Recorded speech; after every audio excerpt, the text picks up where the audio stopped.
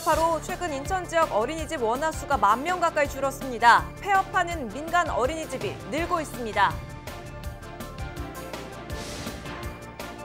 특수형태 근로자나 프리랜서 등 고용보험의 혜택을 받을 수 없는 사람들이 위기에 처했습니다. 당사자의 이야기를 들어봅니다. 우리 지역 총선 당선인들의 핵심 공약을 짚어보는 시간. 오늘은 계양 지역 당선인들의 공약을 살펴보겠습니다. 부천시가 지역 등록 차량 대상으로 자동차 탄소 포인트제를 시작했습니다. 주행거리 감축에 따라 최대 10만 원을 받을 수 있습니다.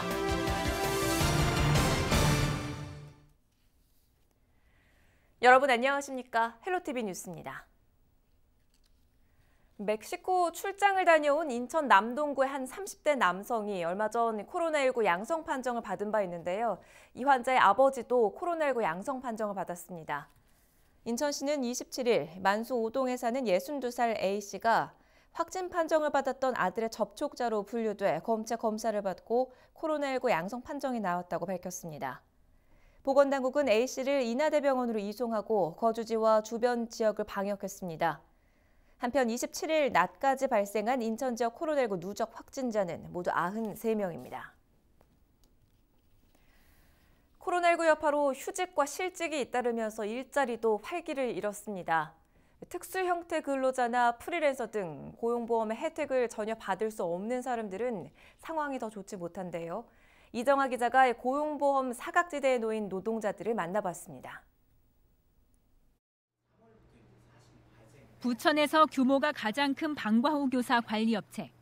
예년 같으면 1년 가운데 일거리가 가장 많은 새학기지만 지난달 매출은 없습니다.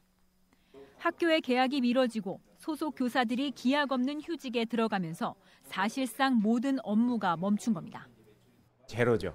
매출이 아예 안 일어난다는 게 이제 가장 힘든 거고, 이제 코로나로 인해서 학교가 쉬다 보니까 우리는 학교랑 하는데 대출이라든지 아니면 저희가 어디서 뭐 돈을 꼬을 수 있는 방법이 없다고 하면 기업은 이제 거기서 끝난다고 봐야죠. 인천에 사는 50대 김모 씨는 코로나19가 일상을 습격하기 전까지 4년째 대리운전 기사로 일하고 있었습니다. 최근 2달 동안 수입이 절반 이하로 줄어들면서 넉넉지 않았던 삶은 더 팍팍해졌습니다.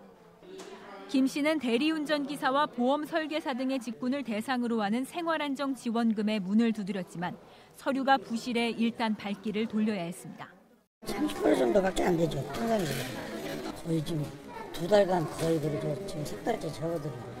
오늘 좀 상담하시면서 좀 만족할 만한 결과는 얻으셨어요? 아니, 뭐 까다롭네요. 사전에 우리가 모르고 하니까 다시가 뛰어야 돼. 김 씨처럼 코로나19에 수입이 줄어들었거나 일을 못하게 됐지만 실업급여의 혜택 밖에 있는 특수고용직이나 프리랜서 노동자들을 위해 지자체가 생활안정지원금을 지급하고 있습니다. 지역별로 금액은 다르지만 줄어든 소득을 증빙한다면 최대 100만 원까지 받을 수 있습니다. 어려운 상황을 저희한테 서류로 제출할 수가 있습니다. 근데 소득 감소율에 대해서 저희한테 증빙 서류를 내실 때는 최근 3개월 이내 소득분과 현재 코로나19 격상 단계 이후의 소득분에 대해서 소득 감소율로 지금 계산하고 있습니다. 그래서 75% 이상 감소가 되신 게 확인이 되면 또 정부는 고용보험 사각지대 노동자 93만 명에 최대 150만 원을 지원한다는 대책을 최근 추가로 발표한 상황. 하지만 기존 지자체 지원금과 중복 지급은 안 되기 때문에 조건과 서류 등을 꼼꼼히 따져봐야 합니다. 헬로티비 뉴스 이정아입니다. 국내 코로나19 확진자 수가 어느 정도 진정세를 보이고 있는데요. 하지만 그간의 여파로 인해 인천 어린이집들의 어려움은 계속 이어지고 있습니다. 관련된 문제를 유명미 인천 민간 어린이집 연합 회장과 전화 연결해서 살펴보겠습니다. 회장님 반갑습니다.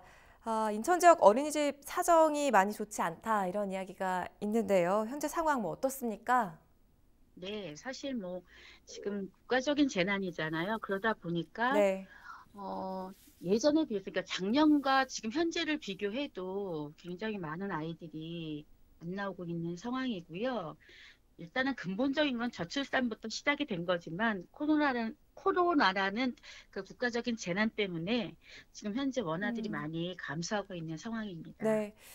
자, 이렇게 어린이집 상황이 심각해지면서 인천시에서 대책을 마련했는데 이 대책이 현실성이 없다 이런 지적도 나오고 있습니다. 어떤 부분인가요? 사실 인천시가 전국에서 17개 시도에서 첫 번째로 저희들 인건비 보존을 위해서 사실은 예산을 세워주셨어요. 17억이라는 돈이 적은 금액 아니거든요. 굉장히 큰 금액인지 저희들도 알고 있지만 이제 모든 사람들의 만족도를 높일 수는 없어요, 사실. 네. 그런데 이제 원장님들 사이에서 이제 나오시는 말씀들이 저희는 사실 미지원에 속하거든요.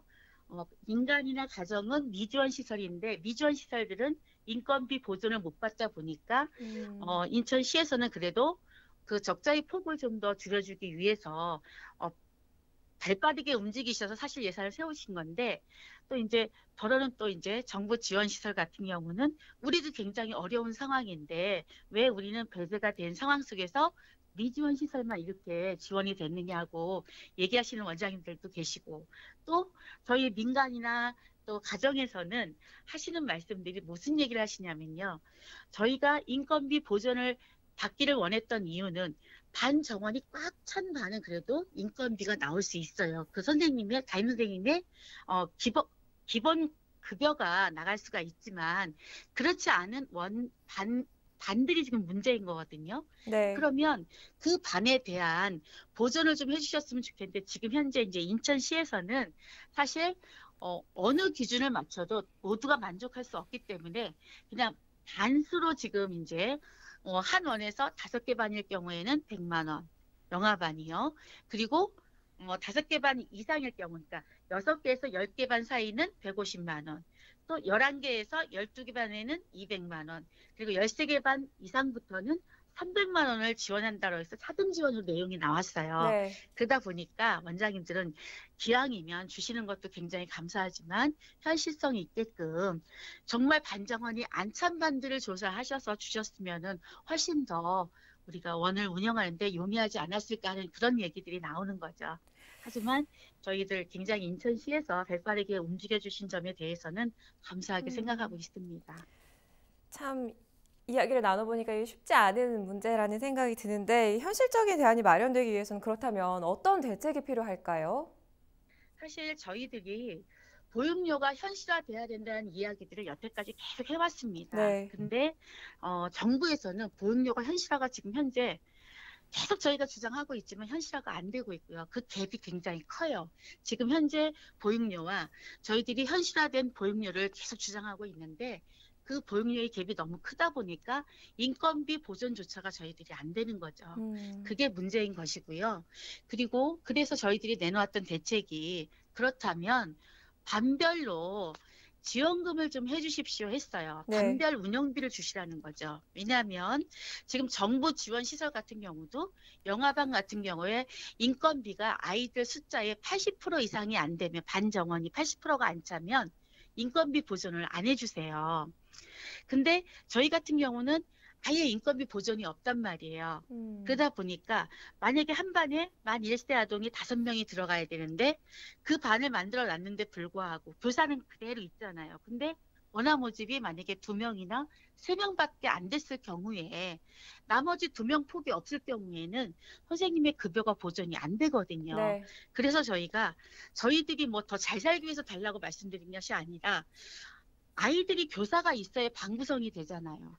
그러다 보니까 지금은 저출산이다 보니까 영아반은 계속 줄고 있는 상황인데 교사는 분명히 배치가 돼야 되는 상황이다 보니 저희들이 반 정원이 다 안 차도 그 반을 운영할 수 있게끔 반 운영들을 좀 저희에게 지원해 주세요 하고 계속적으로 저희가 복지부에다 건의를 하고 있어요. 이것은 인천시의 문제가 아니에요. 전체적인 전국적으로 모든 우리나라의 문제점이거든요. 네. 그래서 저는 이 문제는 복지부에서 나서서 문제를 해결해 주지 않으시면 사실은 저희들은 민간이든 가정이든 그리고 또한 지금 현재 정부 지원 시설도 마찬가지예요. 거기도 인건비를 뭐 80%, 영아반은 80%, 유아반은 30%를 보전받고 있지만 사실은 거기도 보전받는 금액이 현실화되어 있는 금액이 아니기 때문에 사실은 거기도 운영은 어렵거든요. 그리고 호봉수가 높아지면 높아질수록 금액이 훨씬 더 상승하잖아요. 그 교사들이 급여가요. 그러다 보니 저희들이 운영을 하기 위해서는 뭐 저희 어린이집이 뭐 더 훨씬 원활하게 운영하기 위해서가 아니라 교사들의 급여를 보전하기 위해서는 반 운영비가 지금은 굉장히 절실한 상태입니다. 그래서 저희는 복지부에다가 강력하게 그것을 요구하고 있거든요. 그래서 인천시에서도 저희와 똑같은 생각을 갖고 계세요. 이거는 나라에서 똑같이 그 반 운영비를 지원해 주시지 않으시면 사실은 민간이나 가정에 있는 어린이집들은 지금 사실 운영을 할 수 없는 상황이라는 것을 다 알고 계시거든요. 그래서 복지부에다가 저희는 다시 한번 강력하게 요구하고 싶습니다. 네, 말씀 여기까지 듣겠습니다. 오늘 귀한 시간 내주셔서 고맙습니다. 유명미 인천 민간 어린이집 연합 회장과 이야기 나눠봤습니다.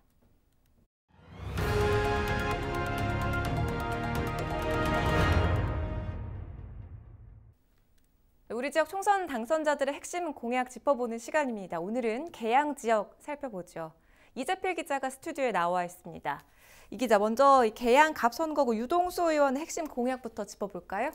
네, 유동수 의원 이번 총선에서 재선에 당당히 성공을 했죠. 네. 이번 총선을 통해서 지역 내 지지 기반을 확실히 잡았다는 이런 평가를 분석을 받고 있는 그런 상황인데요. 유동수 의원의 이제 주요 공약을 한번 살펴보면요. 서울 지하철 2호선의 계양 연장과 경인 고속도로 지하화, 그리고 서부 간선수로 친수 공간 조성 등이 있습니다. 공약이 많은데 그중에서도 많은 분들이 좀 관심 가질 만한 게 아무래도 교통 분야일 거예요. 서울 지하철 2호선의 계양 연장 좀 꼼꼼히 짚어봐야겠죠? 네, 맞습니다. 유동수 의원의 이번 총선 제1 핵심 공약이기도 했습니다. 네. 그 현재 추진 중인 홍대 원종선을 계양 작전을 거쳐서 청라 국제도시까지 연결하겠다는 그런 계획인데요. 인천시와 서울시가 함께 실시한 사전 타당성 조사에서는 그 경제성, 그러니까 BC 값이 1.03을 기록했습니다. 네. 말씀을 드리면 이 기준값이 1을 넘어가면 경제성이 있다라고 이렇게 보는 그런 상황인데요. 네네. 그러니까 어떻게 보면 충분한 가능성을 엿보고 있는 그런 상황인 거죠. 현재 인천시가 이 계획을 내년 상반기 예정돼 있는 그 4차 국가철도망 구축 계획에 반영시키기 위해서 다각도로 현재 지금 뛰고 있는 그런 상황인데요. 유동수 의원도 현역으로, 그러니까 이제 여당 소속으로서 인천시와 함께 서울시, 경기도 그리고 정부와 적극적으로 협의를 진행하고 있다라고 이번 총선에서 밝힌 바가 있습니다. 지난 총선에서도 이제 그 정부 여당에 힘 있는 의원임을 강조하기도 했는데요. 네. 결정된 바는 아니지만 현재까지 진행 상황만 놓고 보면 나쁘지 않은 흐름이거든요. 네. 기대해봐도 좋을 것 같습니다. 그렇군요. 자, 그럼 이번에는 계양을을 좀 살펴봐야겠죠. 송영길 의원의 이번 총선 핵심 공약 정리해 볼까요? 네, 송영길 국회의원 지난 20대 총선 당시에는 계양 테크노밸리 조성을 제1 핵심 공약으로 꼽았었죠. 네. 그리고 이를 실현했고요. 이번 21대 총선에서는 이것의 연장으로 이제 계양 테크노밸리의 성공적인 조성을 제1 공약으로 내걸었습니다. 이와 함께 지난해 계양을 뜨겁게 달궜던 강역 소각장 건립 계획 백지화도 송영길 의원의 핵심 공약 중 하나인데요. 네. 여기에 계양산 수목원 조성도 공약하고 있는 그런 상황입니다. 네. 이 계양 테크노밸리를 제1 공약으로 세웠는데 짚어봐야 되겠죠. 어떻습니까? 네, 먼저 계양 테크노밸리의 이제 성공 조성입니다.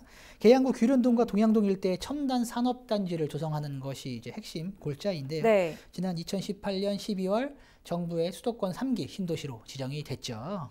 일자리 10만 개 창출이 이제 핵심인데요. 송영길 의원, 그 계양 테크노밸리를 판교 테크노밸리와 같은 첨단 기업 도시로 발전시켜 나가겠다. 라고 이렇게 강조를 하고 있습니다.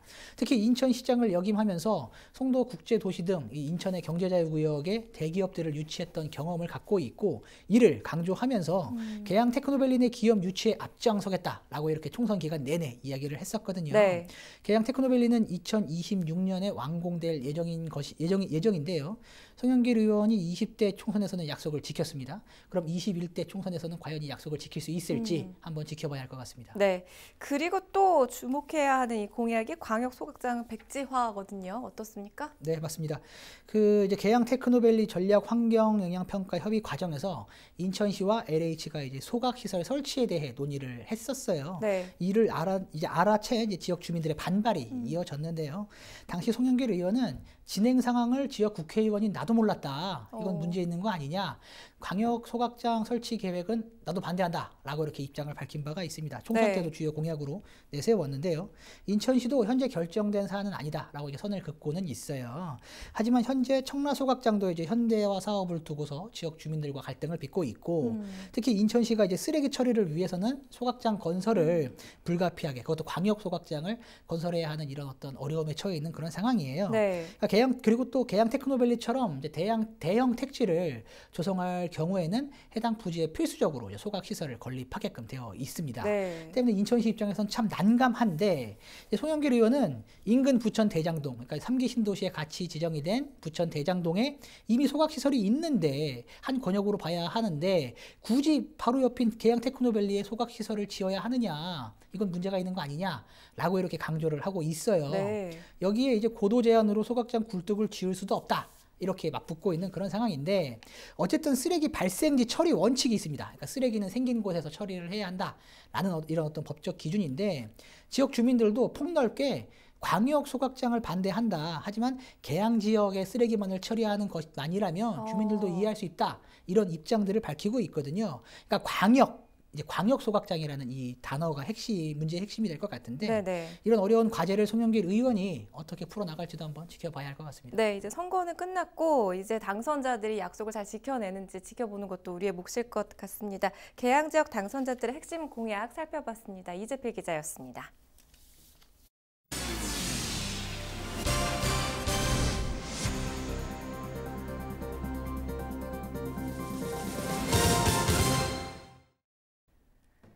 인천시가 한강 하구를 통합 관리해야 한다고 강조하고 나섰습니다.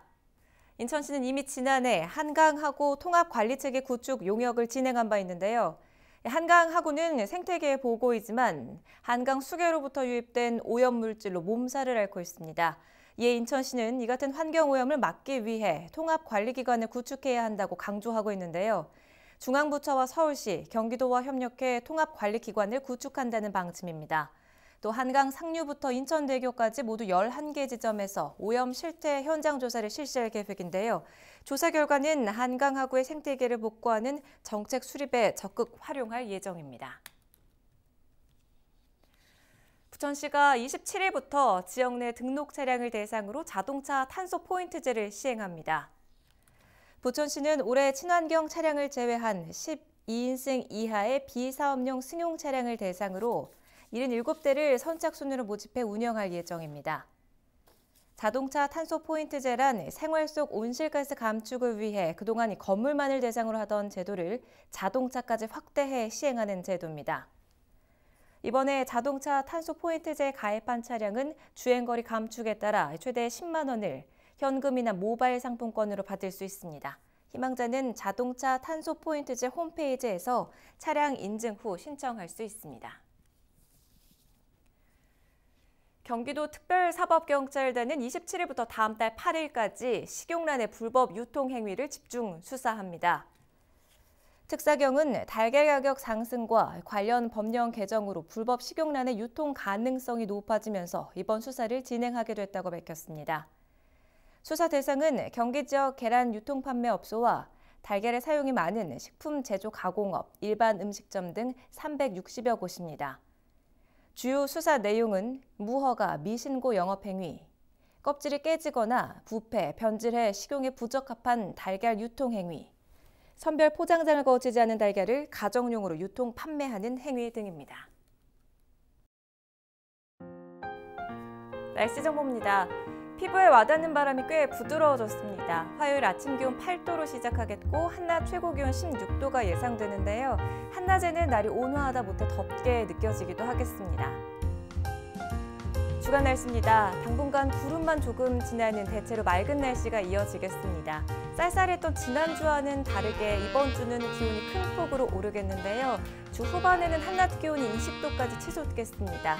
아침과 낮, 또 낮과 밤의 기온차가 10도 안팎으로 크게 벌어집니다. 급격한 기온 변화 속에 옷차림 잘 하셔서 체온 유지해 주시기 바랍니다.